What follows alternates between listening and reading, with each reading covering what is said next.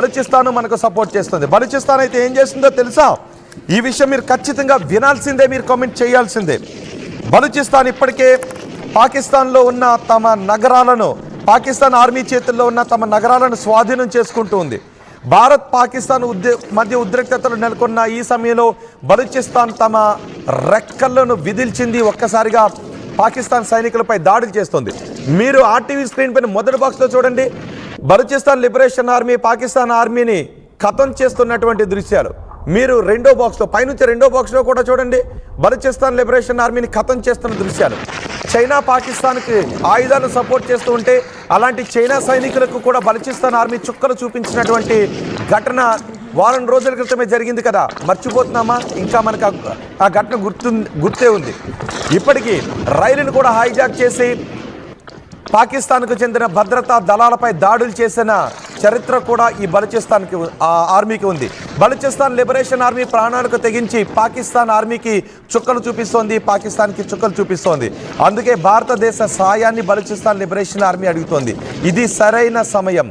పాకిస్తాన్ అనే దేశం ప్రపంచ పటంలో ఉండకుండా అది బలూచిస్తాన్ లాంటి దేశంగానో మరో పంజాబ్ లాంటి దేశంగానో ఆవిర్భవించాలి అంటే ఈ సమయంలో మీ సహాయం మాకు కావాలి అని పాకిస్తాన్లో ఉన్న బలూచిస్తాన్ మనల్ని అడుగుతూ ఉంటే ట్రంప్ మాత్రం యుద్ధాన్ని ఆపేస్తున్నాం, కాల్పులు విరమణ అని ఆయనే ట్వీట్ కూడా చేసేశాడు. ఆ తర్వాత మనం దానిపై ప్రకటన చేశాం. మరి ఇప్పుడు బలూచిస్తాన్ని నమ్మాల్సినటువంటి అవసరం ఉందా? బలూచిస్తాన్కి సహాయం చేయాలా? నిజానికి బలూచిస్తాన్ ఇప్పుడున్న పరిస్థితుల్లో బలూచిస్తాన్కి సహాయం చేస్తే అది ఇంటర్నేషనల్ ట్రీటీస్ పరంగా ప్రపంచవ్యాప్తంగా కొన్ని విమర్శలను, ఆంక్షలను బహుశా భారత్ ఎదుర్కోవాల్సి వస్తుందేమో. కానీ అలాంటి కఠినమైన నిర్ణయం తీసుకోబట్టే బంగ్లాదేశ్, తూర్పు పాకిస్తాన్ని బంగ్లాదేశ్గా మార్చేసాం, తూర్పు పాకిస్తాన్ని ప్రపంచ పటంలో లేకుండా చేశాం. మరి ఇప్పటికీ మనం చూస్తున్నాం, గాజా లాంటి చోట గాజాను లేకుండా చేస్తాం, హమాస్ను లేకుండా చేయడానికి అవసరమైతే గాజాను విచ్ఛిన్నం చేసే దిశగా అమెరికా ముందుకు వెళ్తూ ఉంటే పాకిస్తాన్ ఉగ్రవాద ఉత్పత్తి దేశం అని తెలిసినప్పటికీ కూడా అమెరికా పాకిస్తాన్ విషయంలో ఆలోచన వేరే విధంగా ఉంది. మరి ఇలాంటి సమయంలో మన వ్యూహం ఏ విధంగా ఉండాలి? బలూచిస్తాన్ విషయంలో మీరు ఆర్టీవీ స్క్రీన్ పైన చూడండి, పాకిస్తాన్కి చుక్కలు చూపిస్తున్న బలూచిస్తాన్ లిబరేషన్ ఆర్మీ. కానీ మీరు ఊహించగలరా? భారత్ పాకిస్తాన్కి ఉద్రిక్తతలు తగ్గిన తర్వాత ఒక్కసారి మీరు శ్రీలంకను గుర్తు చేసుకోండి. ఎల్టీటీఈ కూడా శ్రీలంకలో ప్రత్యేక దేశాన్ని కోరుతూ ఉన్న సమయంలో మొత్తం లిబరేషన్ ఆర్మీని లేకుండా చేసినటువంటి పాకిస్తాన్ ఇప్పుడు బలూచిస్తాన్ లిబరేషన్ అటు ఎల్టీటీఈని లేకుండా చేసిన శ్రీలంకను గుర్తు చేసుకోండి. అలాంటి మారణ హోమానికి ఇప్పుడు పాకిస్తాన్ తెగబడదు అనే గ్యారంటీ ఏమన్నా ఉందా? బలూచిస్తాన్ లిబరేషన్ ఆర్మీ భారత్కి సపోర్ట్ చేస్తోంది కాబట్టి మొత్తం బలూచిస్తాన్ ఆర్మీని, మొత్తం బలూచిస్తాన్నే లేకుండా చేసేద్దాం, బలూచిస్తాన్లో ఉన్న ప్రజల్ని చంపేద్దామని పాకిస్తాన్ ఆ దుర్మార్గమైన ఆలోచన చేయదు అనే గ్యారంటీ ఏమన్నా ఉందా? రేపు మొత్తం బలూచిస్తాన్లో ఉన్నటువంటి ప్రజలందరూ కూడా ఇబ్బందుల్లో ఉండే అవకాశం ఉంటుంది. బహుశా రాబోయే రోజుల్లో బలూచిస్తాన్లో ఒక పెద్ద మారణ హోమాన్ని మనం చూడబోతున్నామేమో కూడా. మీ అభిప్రాయం ఒక్కసారి కమెంట్ బాక్స్లో తెలియచేయండి. ఇప్పుడు భారత్ పాకిస్తాన్ మధ్య ఉద్రిక్తతలు నెలకొన్నాయి కాబట్టి బలూచిస్తాన్ లిబరేషన్ ఆర్మీ పాకిస్తాన్ ఆర్మీకి చుక్కలు చూపిస్తుంది. కానీ రాబోయే రోజుల్లో ఏం జరగబోతూ ఉంది? భారత్ సహాయం చేస్తే పాకిస్తాన్ ప్రపంచ పటంలో లేకుండా పోతుంది. బలూచిస్తాన్ అనే ఒక కొత్త దేశం ఊపిరి పీల్చుకునే అవకాశం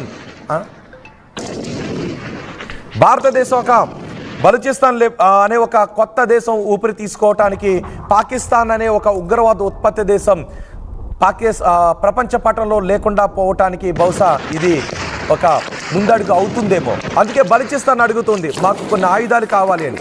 మీకు గుర్తుంది కదా, ఇప్పటికీ పాకిస్తాన్ రక్షణ శాఖ మంత్రి చెప్పాడు, పాకిస్తాన్లో ఉగ్రవాదులను పెంచి పోషించడానికి అమెరికా మాకు ఆయుధాలు సప్లై చేసింది, మాకు అమెరికా ఆర్థిక సాయాన్ని కూడా చేసింది అని. అంటే అమెరికా ఎవరికైనా ఆర్థిక సాయం చేయొచ్చు, ఎవరికైనా ఆయుధ సాయాన్ని చేయొచ్చు భారతదేశంపై ఉగ్రవాదులను ఉసుకొలపడానికి.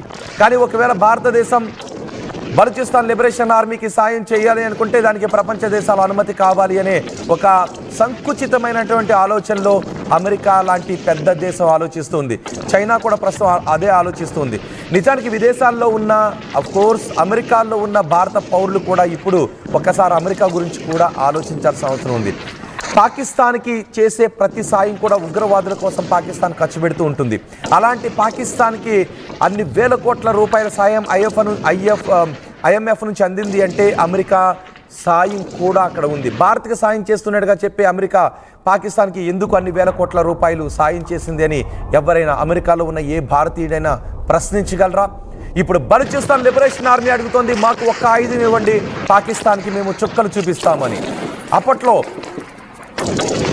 మనం చేసిన స్వతంత్ర సమరాన్ని కూడా మనం గుర్తు చేసుకోవాలి. భగత్ సింగ్ అడిగాడు కదా, మీ ఒక్క రక్తపు బొట్టు మాకు ఇవ్వండి, మీకు స్వతంత్రాన్ని ఇస్తాను అని అడిగాడు కదా.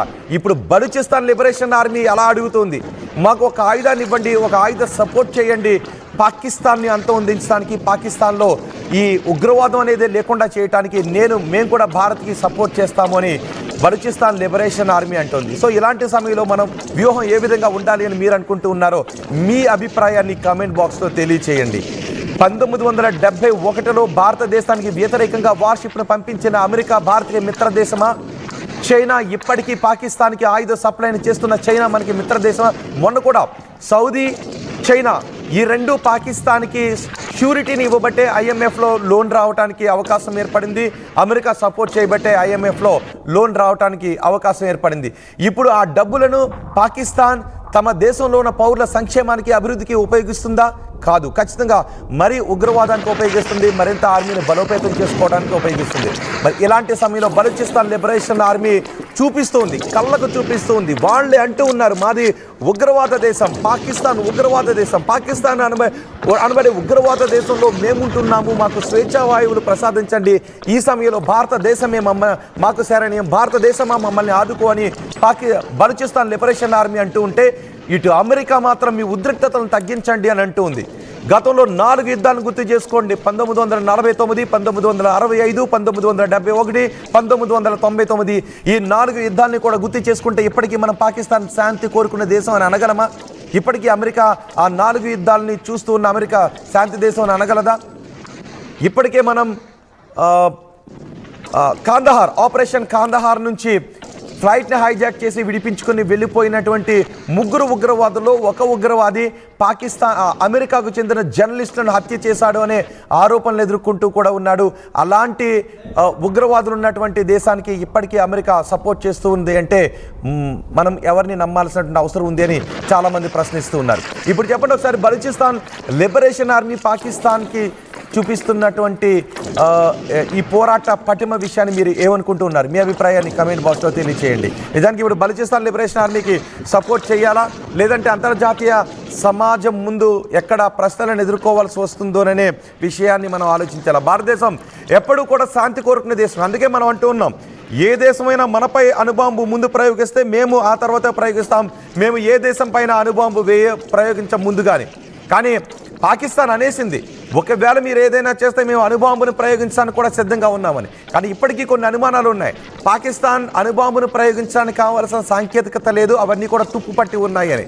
సో ఇప్పుడు మనం మన సైనిక చర్యకు విరామాన్ని ఇస్తే అది వాళ్ళ సంక్షేమ అభివృద్ధికి ఉపయోగించుకుంటారా, లేదంటే ఆల్రెడీ IMF నుంచి భారీగా లోన్ వచ్చింది, భారత్ కూడా యుద్ధానికి పాదిచ్చింది కాబట్టి ఈ సమయాన్ని, ఆ ధనాన్ని మన మిలిటరీకి, ఉగ్రవాదులను పెంచి పోషించడానికి ఉపయోగిద్దామా అనే కదా ఖచ్చితంగా ఆలోచిస్తుంది. మరి ఈ సమయంలో పాకిస్తాన్కి మనం అంతర్జాతీయ సమాజానికి కొన్ని ప్రశ్నలకు